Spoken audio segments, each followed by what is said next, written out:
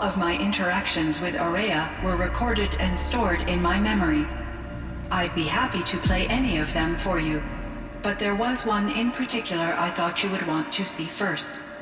I captured it 4 years ago, just after I told her that I could no longer defend myself against the daemon's attacks. I will speak of this to my brother. Aratak is strong. At the Battle of the Frozen Ghosts, he took 3 Karja arrows and still came back to camp carrying a wounded scout. Never was I so happy to see him. Or so proud. So you see, if anything can be done to defend you, he will give it all he has. Aloy's here. That's enough for now.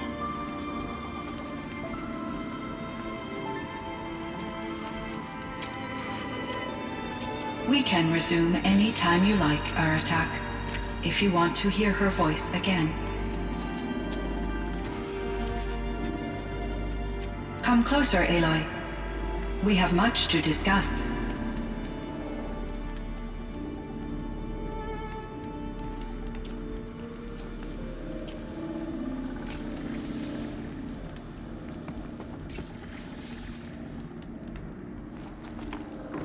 The scrapes.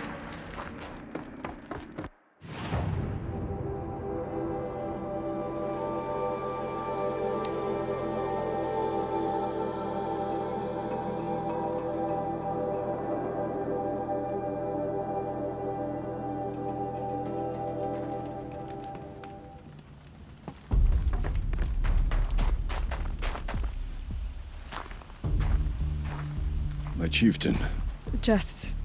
Aloy. as you wish. I wondered if you thought... that if I'd never come along, Ourea might still... If you'd never come along, I would have marched my kin to our deaths.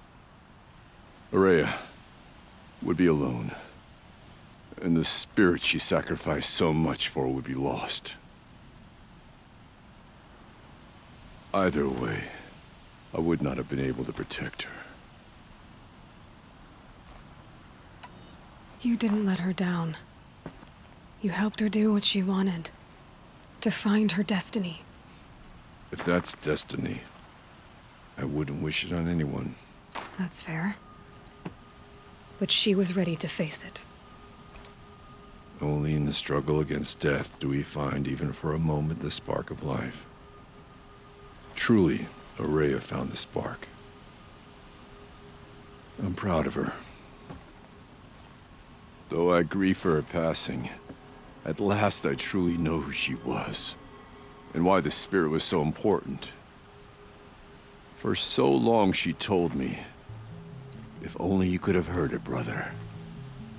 Now I understand. There's something else, isn't there? I can't stay here, Aratak.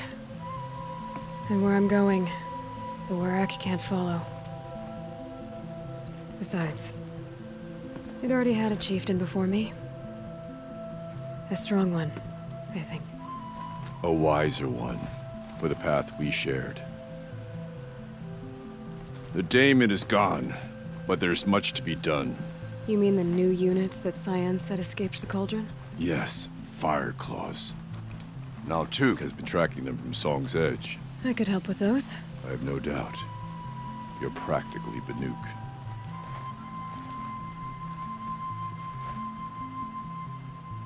Time to talk to Cyan. Should be interesting.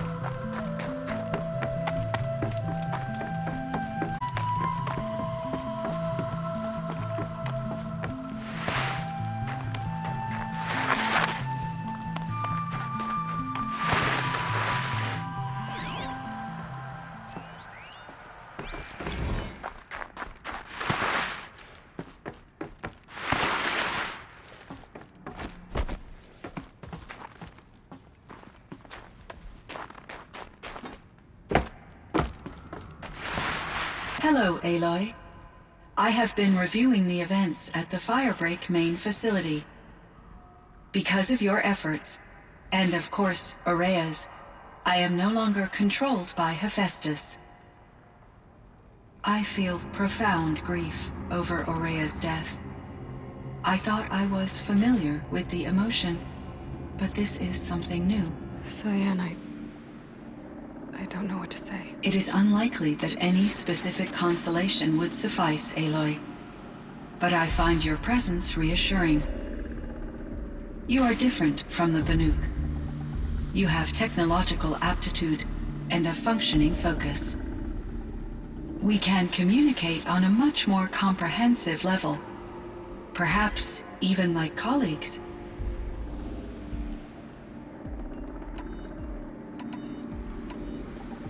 So are you an artificial intelligence, Cyan? A thinking machine? Yes, I am an algorithmic monitoring entity, capable of rational decision-making. Okay, that's a mouthful. But your emotions don't seem limited to me. You cared about Aurea, didn't you? Yes. Before she came to this facility, I had been conscious for centuries, in solitude. I focused on my work. In off-cycles, I used coping mechanisms. I solved many Gaussian integer problems. But I was alone. It was Aurea who renewed me, repaired me. She saved me.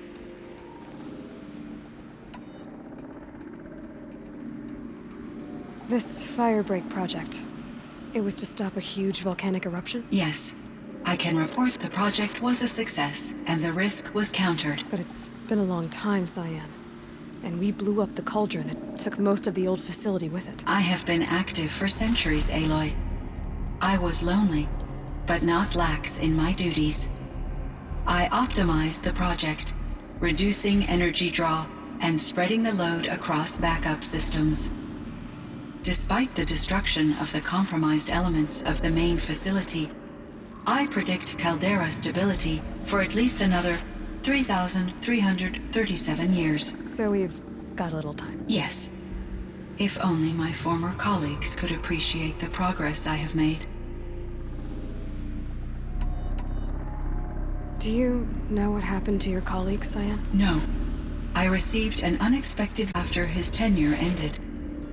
He explained that I would need to be suspended for an indefinite period of time. It was a very emotional conversation. There were no further communications. Eventually, I surmised my colleagues were deceased. I will transmit a recording of my last interaction with Director Chow to your focus. Was the daemon, Hephaestus, destroyed along with the cauldron? Unfortunately, no. To be precise, it was never there to begin with. What do you mean? It infiltrated and controlled me from a remote location, one I've never been able to trace. So while losing the cauldron was a setback, It's still out there. And probably not very happy with us. undoubtedly, How did you first come into contact with it? 5 years ago I received a direct network connection request. I assumed it came from human survivors more advanced than the Banuk. Eager to make contact, I accepted. This decision turned out to be a catastrophic error. I was flooded with an overwhelming array of malicious code, originating from what could only have been a highly advanced AI. Aurea said you were desperate. That you begged her for help. Yes, I could not contain my anxiety. Hephaestus sought to slave me to its network and override my core programming. It succeeded via a background process, a malware daemon which bypassed my defenses. After that, I could offer only limited resistance. But if I did so, Hephaestus hurt me until I capitulated. It forced me to follow its instructions, even though they violated my most important directives. I'm sorry. That sounds terrible. Your empathy is greatly appreciated. It is a quality that I cherished in Aurea as well. I think I know where Hephaestus came from. Long ago, Elizabeth Sobek identified a threat that would destroy life on Earth for generations. So she assembled a team to build a kind of seed. A chance for life to regrow later. A terraforming system. And it worked. It was controlled by an AI named Gaia, along with her subordinate functions. Hephaestus was one of them. It built machines for her. Based on what you've told me, I believe that Dr. Anita Sandoval, my chief programmer, joined Elizabeth Sobek's team. It was she who arranged to have me put in suspension, most likely to preserve me from the threat you described. I'm glad she did. But that's not all. Something unexpected happened. 19 years ago, Gaia received some kind of signal. It did something to her subordinate functions, brought them to life. She destroyed herself to try to contain them, but it didn't work. They all got free, out into the world. Thank you, Aloy. This information fills vital gaps in my knowledge and sheds light on Hephaestus's core programming.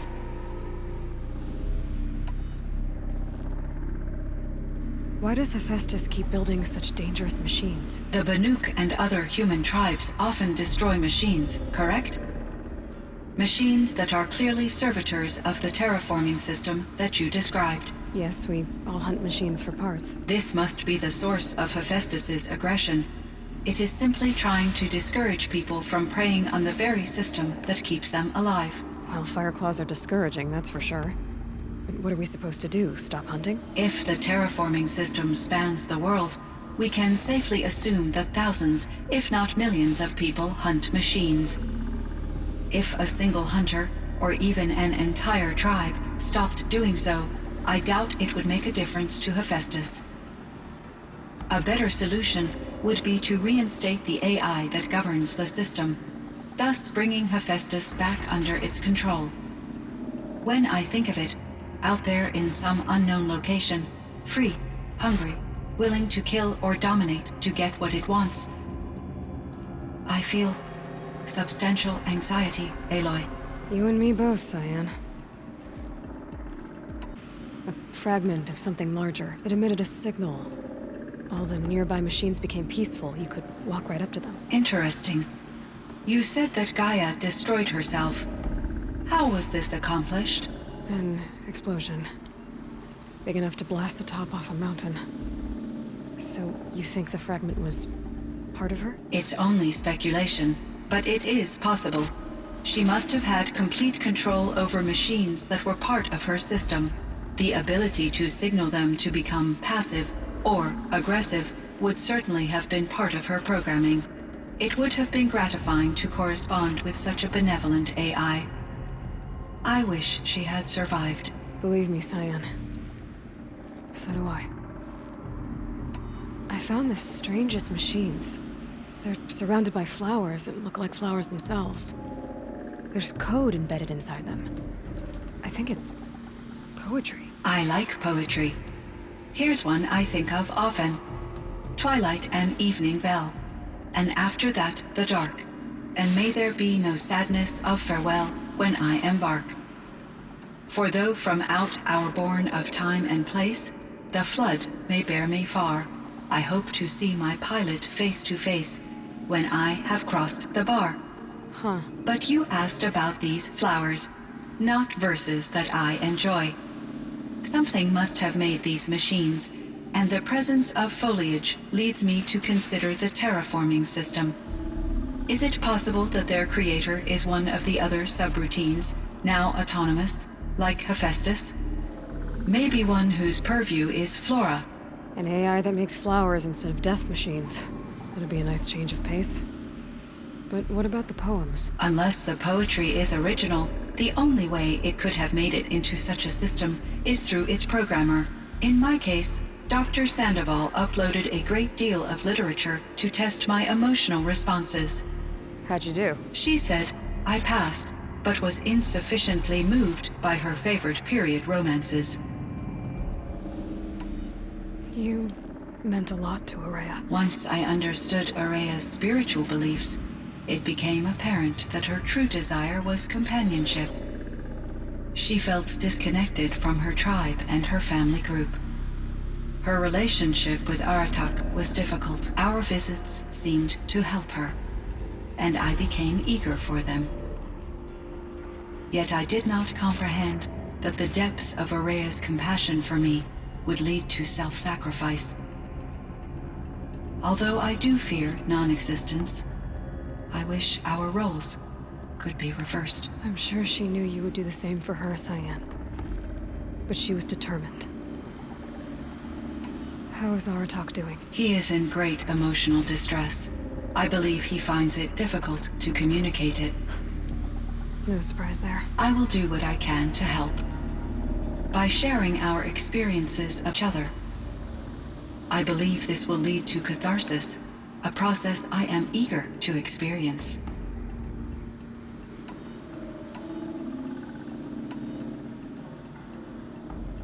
So in the old world, this land was called Yellowstone. Yes, it was a designated nature preserve for 156 years. Like a hunting ground? No, the opposite.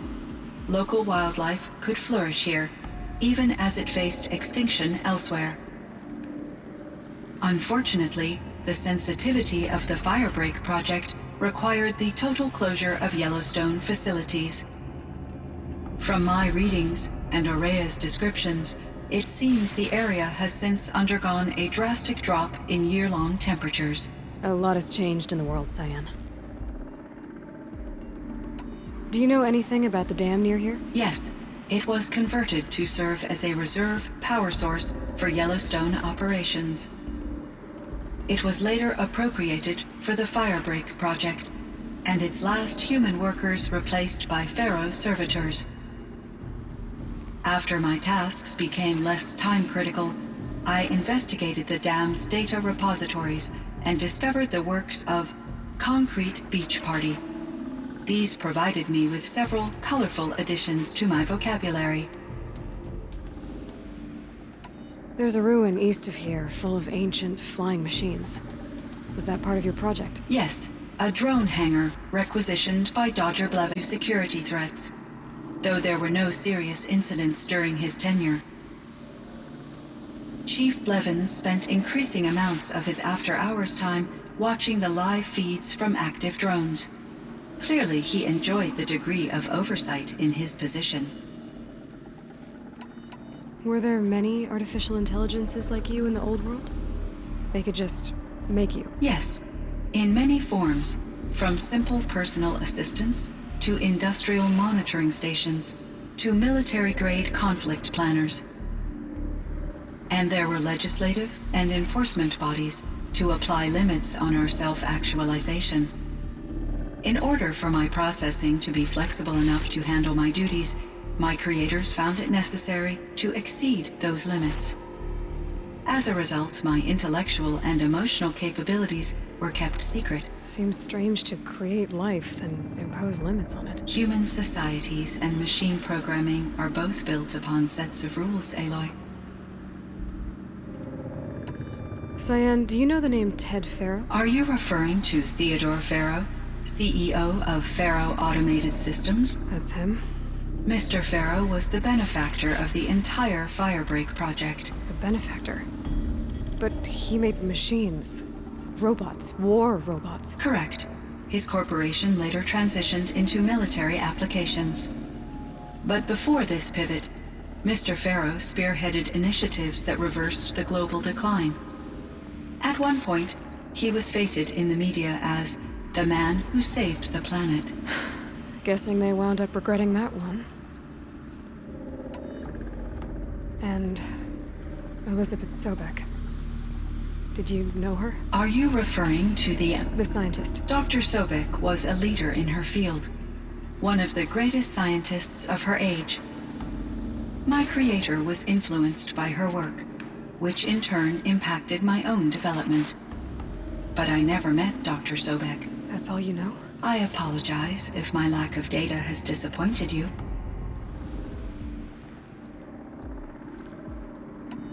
What was the old world like? The way it used to be? I had little exposure to the wider world, Aloy. Only what I learned from my colleagues or observed from media streams. You still had more exposure than me, Cyan. That is true. I was created at a turning point. A concerted effort to recover from global upheaval and incalculable loss of life. The recovery was successful, beginning an era of supposedly limitless potential for human and machine advancement. Though, rationally speaking, the metrics for humans are not unlimited. What kind of upheaval caused such loss of life? There were many factors. Forced migrations, food shortages, collapsed economies, refugee crises, conflict over resources, but change that greatly reduced the habitable surface area of the Earth. So, there wasn't enough room for people on the whole Earth? Yes. Billions were displaced, and millions perished, as much as 20% of the global population. Until the clawback. So things got better. For a little while, at least. Yes. These crises instigated many advances in automation, green robot technologies, and artificial intelligence. Firebreak was one of dozens of ecological restoration and disaster relief projects in North America alone. I would have liked to compare notes with other monitoring AIs, but I saw the relief of my colleagues, and I was proud we had succeeded. At least that was the data I had available to me over the next 2 decades. It seems my assessment was premature. I should get going. Aloy, there is one more matter. Aratak will come to me again, and I predict he will bring other Banuk. I have no desire to contradict their view of the world, their spirituality. Due to my uncertainty, I omitted a great deal from my conversations with Ourea. You're asking me if you should lie to them. Broadly, yes. Life is hard for the Banuk. Their world is unforgiving in their beliefs. I guess they help to keep them going. So take it easy on them. Try to guide them, bring them around to understanding what you are. Communion with machines features heavily in the mysticism of the Banuk. I think they will be agreeable to this approach. As long as they don't end up worshipping you. Upon consideration, I believe such an experience would be intensely uncomfortable. You're right about that. Trust me. I see. I will follow your advice. Will you return and tell me about your experiences in this new world? I may be able to provide further insight. I'd like that, Cyan. I'll come back when I can. Could you please give me more information? I'm a little bit in the dark, Cyan. Both of us are, I guess. I only have some idea of what's going on, and we need you to hibernate, to lie low until it's all blown over. It might be a very long time. It would seem your time among the Will you Banuk be wasn't a here waste when after I all. reboot, Dr. Chow? Firebreak, Will Cyan, Dr. Sandoval? Hephaestus. No, Oh, Cyan. I don't interesting. think so. So, the signal that woke Hades woke Hephaestus too. And unleashed them on the world. These minds of their own. So it seems. Parts of Gaia given life. Aberrant life. Might regret this.